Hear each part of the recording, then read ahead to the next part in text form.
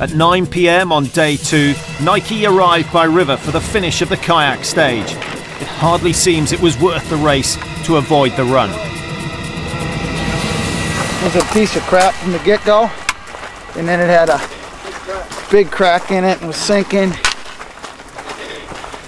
It was slow as molasses in the winter. Anyway, now it was pretty miserable for us. For the top teams, it's still level in the number of checkpoints collected. And most decide it's time for their first sleep of the race, if they can find somewhere in Barocca to bed down for an hour or two.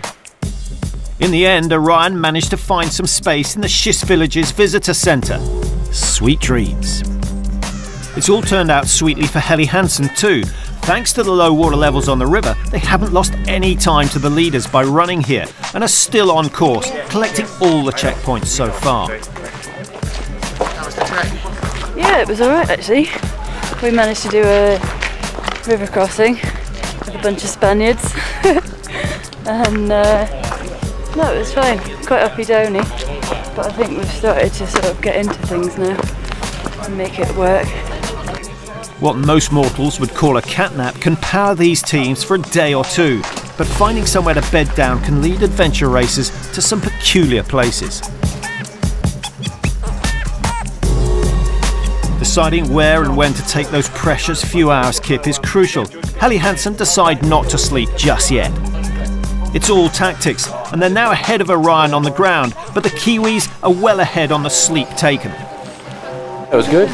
Felt like I've just had a full week's sleep in 2.5 hours. Don't worry, we'll get tired again pretty quickly. It's good though, as long as it doesn't get too cold. That's what really kills you. Now Orion are likely to pass Helly Hensen, who will be sleeping somewhere down the track. Nike are awake too, but less refreshed after a couple of hours in the town hall.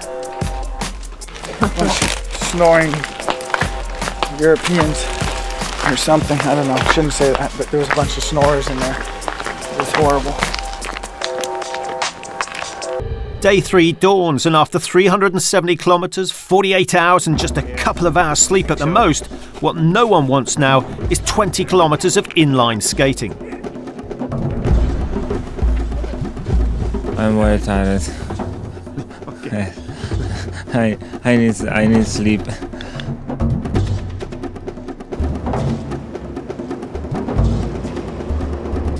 I'll be pretty pleased if I get through without any blood.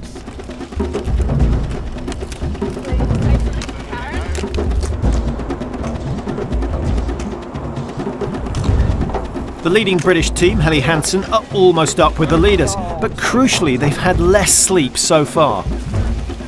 We must get some sleep because we've only had 45 minutes so far. How long have we been going? What's today? Wednesday morning. 48 hours. 48 hours, yeah. So we'll get some sleep tonight, a couple of hours. The fatigue makes this stage a thing to dread. When you're tired, it's more chance of falling over, and it takes one fall, you know. Team Adventure Sport magazine are another British team going well, but they're concerned about doing the next stage on damaged feet. Not looking forward to the skate actually. I've got very swollen feet and I'm not very good on skates anyway, so quite nervous about it because I think it's a lot of up and down, but try.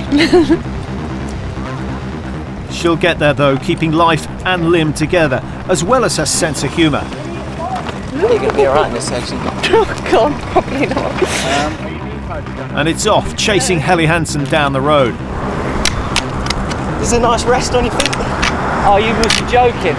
The blisters are now being vibrated to death. It's a favourite of the French teams though, and Cascais, who are definitely still contenders to win the race, are using this stage to make up some time on the leaders. Going like crazy. Right. Let's see what happens. Don't go too crazy.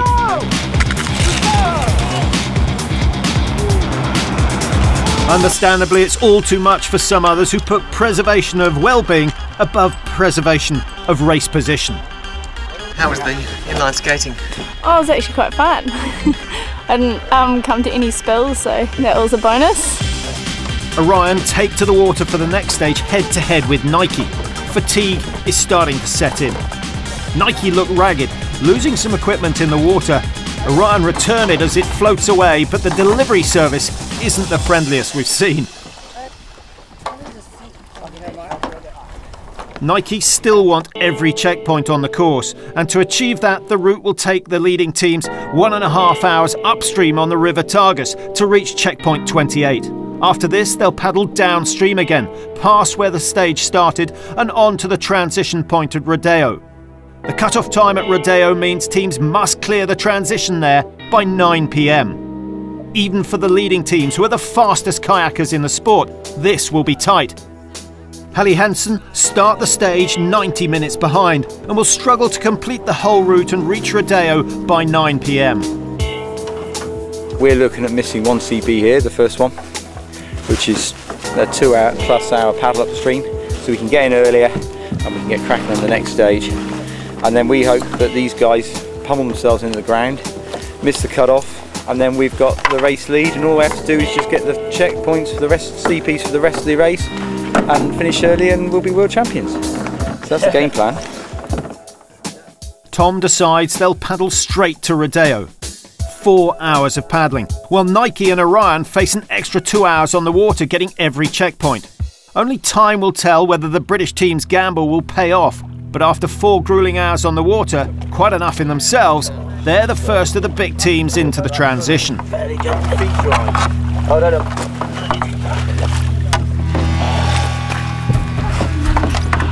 How was that for an experience? Oh, that was alright. It's always painful getting out of the boat. They now have a full 90 minutes to sort themselves out and crucially study the maps and route options for the next stage. Orion have also cut the previous stage short and make it here by 8 o'clock, but it's 8:30 when Nike hobble up the hill into transition. They're freezing cold and with only 30 minutes here to warm up, kit up, as well as swat up on the maps for the route ahead. They'll be pressed for time and in need of a really slick transition. Although slightly slower to get here, they have got all the checkpoints and are technically in a winning position, provided they can match the other teams from here to the finish and beat the remaining cut-offs. They've put themselves under pressure, but it still looks good for the favourites. Tonight we're just going to try to get out of here, get a few hours of sleep and then move on. Helly Hensen have had plenty of time to look at the maps and make a time appreciation for the rest of the race. While for Orion and Nike, the rush to make the transition here means they don't have such a clear plan. I think we're going to sleep right now because we've only had a quarter of an hour, and then just get back out there. But it's getting harder and harder. There's no town hall to kip down in here, and maybe a couple of hours sleep in the open air will clear the heads of the Kiwis. Nike look in need of cooling off time too. Right? For a while. Okay, but what I'm saying is, that town is close to here. It's no, only, no, it's not. The town is 15k into the trip. Let's just go. So we'll do the 15k track. This massive 220-kilometre stage will end with a staggering 160k bike ride. But before even beginning that, there's a 60-kilometre trek over rocky mountains, which itself begins with a nighttime ascent of a vertical rock face. Lacking sleep and energy, they have to haul their heavy bodies up the ropes. It's a tough time for all the teams.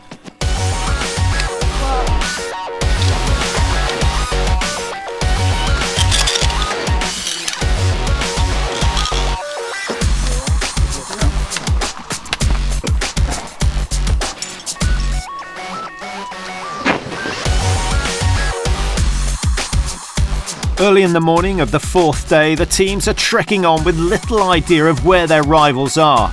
The sunshine is welcomed after a tough, cold and wet night with 10 hours of trekking in the dark.